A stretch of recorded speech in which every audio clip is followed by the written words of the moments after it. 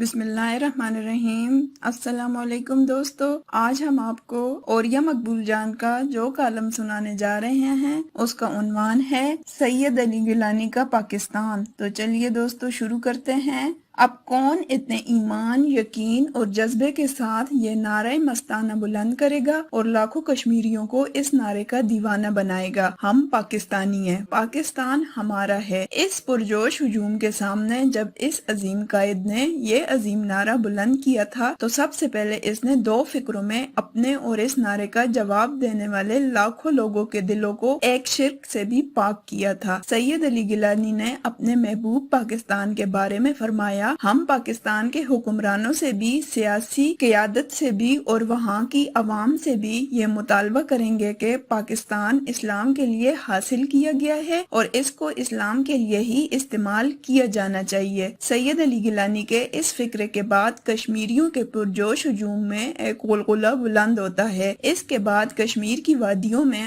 آزادی کا زیغم گونجتا ہے۔ وہاں سوشلزم نہیں چلے گا، لوگ نہیں کہتے ہیں تو سید کہتا ہے، دونوں ہاتھ بلند کر کے کہو۔ لوگ پکارتے ہیں نہیں چلے گا، نہیں چلے گا، سید پھر نعرہ زن ہوتا ہے، سیکولرزم نہیں چلے گا، نیشنلزم نہیں چلے گا، امریکہ کا آرڈر نہیں چلے گا، صوبائیت اور قومیت نہیں چلے گی، وہاں صرف اور صرف اسلام چلے گا۔ لوگوں نے سید کے نعروں کا بھرپور جواب دیا تو اللہ کی ذات پر توکل رکھنے والے اس مرد درویش نے ہجوم سے کہا، سب بولو انشاءاللہ۔ یہ نعرہ 3 دفعہ لگوایا۔ یہ ایک نعرہ نہیں، سید الانبیاء صلی اللہ علیہ وآلہ وسلم کی سنت اور اللہ کی ذات پر کامل ایمان کا اعلان تھا۔ اس کے بعد سید علی گیلانی نے پاکستان سے اپنے رشتے کی غرض و غایت واضح کی، فرمایا، اور اسلام کی نسبت سے، اسلام کے تعلق سے، اسلام کی محبت سے ہم پاکستانی ہیں، پاکستان ہمارا ہے۔ پاکستان سے محبت کا اس قدر پرجوش نعرہ صرف وہی شخص بلند کر سکتا ہے جس کا دل اللہ کی حاکمیت اور فرما روائی کے علاوہ قومیت، رنگ، نسل، زبان، علاقہ، سوشلزم، سیکولرزم، امریکی ورلڈ آرڈر کی جمہوریت اور علاقائی عصبیت کے شرک سے پاک ہو۔ سید علی گیلانی نے اس مملکت خداداد پاکستان کی بنیادیں استوار ہوتے ہوئے اپنی آنکھوں سے دیکھی تھیں۔ کون تھا جو اس وقت یہ جرأت بھی کر سکتا کہ ہم ایک ایسا ملک حاصل کرنے جا رہے ہیں جس میں معاشی ترقی ہوگی، فکری آزادی ہوگی، جمہوری اقتدار ہوں گی۔ پاکستان کے آرکائیوز ایسی ہزاروں تقریروں، قراردادوں اور رویدادوں سے بھرے ہوئے ہیں جو 23 مارچ 1940 کی قرارداد لاہور سے لے کر 14 اگست 1947 کی صبح آزادی تک قائد اعظم محمد علی جناح سے لے کر چھوٹے سے چھوٹے مسلم لیگی لیڈر نے کی تھی۔ ہر کسی کے ہونٹوں پر صرف اور صرف ایک ہی نعرہ تھا کہ ہم مسلمانوں کے لیے ایک علیحدہ وطن چاہتے ہیں جہاں ہم اللہ اور اس کے رسول صلی اللہ علیہ وآلہ وسلم کا دین نافذ کرنے میں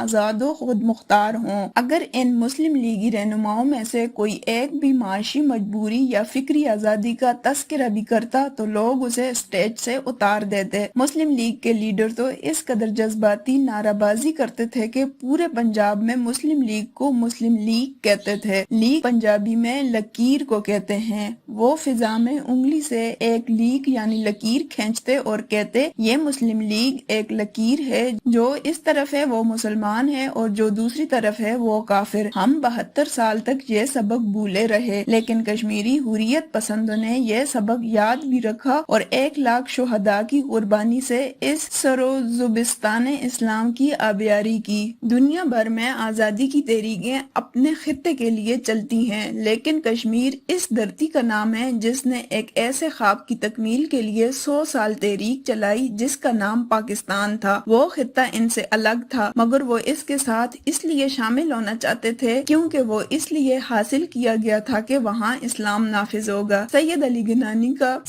گیلانی کا کمال یہ تھا، اس نے زندگی بھر کشمیریوں کو یہ خواب ٹوٹنے نہیں دیا۔ یہ بہت مشکل ذمہ داری تھی۔ وہ پاکستان جس میں بسنے والوں کے خواب خود ٹوٹ چکے ہوں، جو نسلی تعصب اور صوبائی منافرت کے طوفان میں اس قدر گر جائیں کہ ان کی آدھی آبادی کے خواب خلیج بنگال کے گہرے پانی پاکستانیوں کے سپرد ہو جائیں۔ یہ الگ بات ہے کہ وہ آبادی جس بنگالی قومیت کا نعرہ لے کر اٹھی تھی، اس کی نفی کرتے ہوئے انہیں بنگلہ دیشی کہہ کر نفرت سے الگ کر دیا گیا کیونکہ وہ مسلمان تھے۔ جس ملک میں انگریز بہادر کی کھچی ہوئی لکیروں پنجاب، سندھ، بلوچستان اور یادش بخیر سرحد میں صوبائی عصبیت کے خاردار پودے دھرتی کا سینہ برباد کر چکے ہوں، جہاں سیکولرزم اور لبرلزم کا بیج اس پرویز مشرف کی آمریت میں بویا جائے، جس نے خود اور جس کی زیر سایہ سپاہنے نظریہ پاکستان کے تحفظ کی قسم اٹھائی ہو، جس ملک کی سیاسی اشرفیہ امریکہ کے ورلڈ آرڈر کی اس قدر غلام ہو کہ وہ ایسے ہر قانون کو نافذ کرنے کی کوشش کرے جو اسلام کے بنیادی عقائد سے متصادم ہو۔ ایسے ملک کے لیے محبت کے جذبے کو قائم رکھنا، اس کے لیے نوجوانوں کو شہادتوں کے نذرانے دینے کے لیے آمادہ کرنا اور اپنے شہیدوں کو پاکستان کے پرچم میں دفن کرنے کی روایت کو برقرار رکھنا، یہ حوصلہ، یہ عزم اور یہ استقلال صرف سید علی گیلانی کا خاصہ تھا، جو مرتے دم تک قائم رہا۔ وہ کبھی پاکستان سے مایوس نہیں ہوئے اور نہ کبھی کشمیریوں کی لازوال جدوجہد سے دل برداشتہ۔ عظیم قائدین کی یہی خوبی ہوتی ہے کہ اگر ان کی نظروں میں منزل کا تعین ہو تو پھر وہ راستے کی گٹھنائیوں اور لوگوں کے تانوں سے دل برداشتہ ہو کر اپنا راستہ کھوٹا نہیں کرتے، جبکہ سید علی گیلانی کی منزل تو انبیاء کا مشن تھا، اللہ کی زمین پر اللہ کے احکامات کا نفاذ۔ ایسا تو انسانی تاریخ میں پہلی دفعہ ہوا تھا کہ دنیا بھر کی تمام اقوام نے اس فیصلے کو بے دلی سے ہی صحیح قبول کر لیا تھا کہ 2.5 ارب انسانوں کی دنیا میں 5 کروڑ مسلمانوں کو تقریباً 10,30,000 مربع کلومیٹر کا علاقہ اس لیے دیا جائے کہ وہاں صرف اور صرف مسلمان آباد ہوں گے، اور پھر جہاں مسلمان آزاد و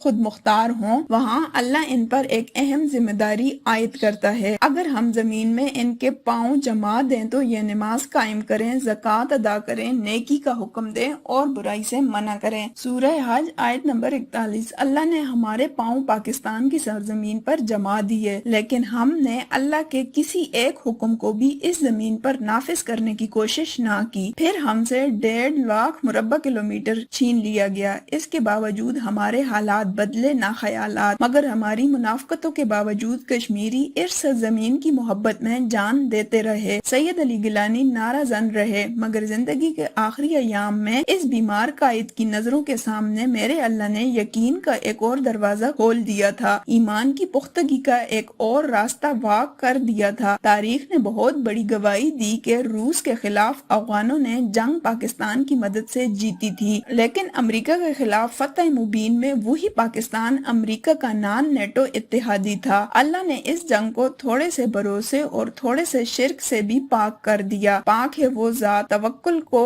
ہر شرک سے پاک کر دیتا ہے۔ سید علی گیلانی کا پاکستان وہ کعبہ ہے جس میں نسل، رنگ، صوبائیت، سیکولر لبرلزم کے لاتعداد بت سجے ہوئے ہیں۔ یہ بت اس کعبہ کے مکین خود صاف کر لیں تو بہتر ہے، ورنہ اللہ کی طرف سے بدترین عذاب ان کی راہ دیکھ رہا ہے، جبکہ ذلت و رسوائی کا ایک عذاب تو ہم پر پہلے سے مسلط ہے۔ اللہ نے دنیا میں ذلت و رسوائی کا ایک کلیہ بتایا ہے، تو کیا تم کتاب کے ایک حصے پر ایمان لاتے ہو اور دوسرے حصے سے انکار کرتے ہو؟ تم میں سے جو لوگ ایسا کریں گے ان کی سزا اور کیا ہے کہ دنیا کی زندگی میں ذلیل و خوار ہو کر رہیں۔ سورہ بقرہ آیت نمبر 95۔ اللہ کھلی نافرمانی والوں کو ڈیل دیتا ہے اور روز حشر ان سے معاملہ کرے گا، لیکن وہ قومیں جو اسے اپنا الہ یعنی حاکم مانے مگر اس حاکم کی نہ مانے تو انہیں دنیا میں ذلیل و خوار کر دیتا ہے۔ کیا ہم ذلیل و خوار نہیں ہیں؟ تو دوستو، اگر آپ کو ہماری آج کی ویڈیو پسند آئی ہو تو ویڈیو کو لائک کریں، چینل کو سبسکرائب کریں اور بیل آئیکن کو ضرور دبائیے گا۔